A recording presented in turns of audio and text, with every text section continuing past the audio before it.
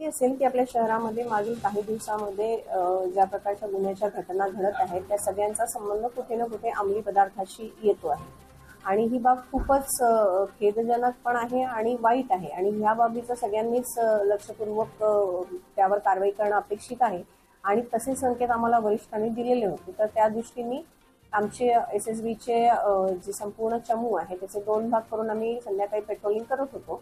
तर त्या जी मेहनत घेण्यात आली आणि जी माहिती काढण्यात आली तर एका चमूमधले एक अजय पवनीकर म्हणून आहेत, त्यांना माहिती मिळाली की बेलतुर्डीच्या हद्दीमध्ये 10-11च्या दरम्यान एक इसम MD घेऊन येण्याची शक्यता आहे. तर त्या माहितीच्या आधारे मग आम्ही पंचांना बोलवून NDPSच्या ज्या त्याचे जे प्रावधान आहेत त्या सगळ्यांचं आम्ही फॉलोअप करून त्यानुसार मग आम्ही तिकडे पोहोचल्यानंतर आम्हाला एक संशयित इसम मिळून आला. नंतर त्याची झडती घेतल्यानंतर त्याच्याकडे आम्हाला MD मिळून आली.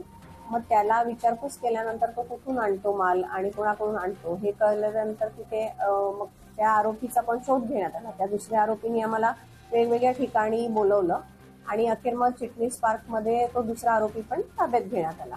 या व्यतिरिक्त दुसऱ्या आरोपीकडून मिळालेल्या माहितीनुसार एक तिसरा आरोपी पण निष्पन्न झाला आणि रात्रभरामध्ये तांत्रिक पद्धतीने आम्ही तपास करून त्याचा शोध घेण्याचा संपूर्ण चमूने बराच प्रयत्न केला पण त्यामध्ये आम्ही यशस्वी होऊ शकलेलो नाही. तर आमच्याकडे या संपूर्ण कारवाईमध्ये 13.8 ग्रामचा MD जप्त करण्यात आलं. 2 आरोपी आम्ही म्हणजे आम्ही ताब्यात घेतलेले आणि एक आरोपी जो आहे तो पाहिजे आरोपी आम्ही त्याला आणण्यामध्ये यशस्वी होऊ शकलेला नाही. तर ही जी 13.8 ग्रामची MD आहे ही साधारण 1,38,000ची. त्यातील त्या आरोपीचे 3 मोबाईल आणि 1 बाईक असं जप्त करण्यात आलेलं आहे. पकडलेल्या आरोपीचं नाव आहे निखिल गोयंका, जे अमरावतीचे आहे आणि ते इथे व्यवसायानिमित्त येतात असं त्यांचं म्हणणं आहे. पण इथे ते परत एका ठिकाणी अशा ठिकाणी राहतात की ज्याचं लिंक परत अंमली पदार्थाशी असू शकतं आणि त्या व्यतिरिक्त ते हॉटेलमध्ये पण राहत होते. म्हणजे त्यांच्याकडे तेवढा पैसा असतो की ते दोन्ही गोष्टी करू शकतात. एक अमरावतीवरून येणारा व्यक्ती जो खूपच साधारण आहे तो इथे 2 ठिकाणी राहायची स्वतःची सोय करू शकतो. यावरून आपल्याला या गोष्टींचा अंदाज येऊ शकतो. आणि दुसरे एक आहे शेख शाहिद शेख अनवर म्हणून आणि तिसरा जो आहे जो पाहिजे आरोपी आहे ते पंकज प्रभाकर गोंडाणे म्हणून.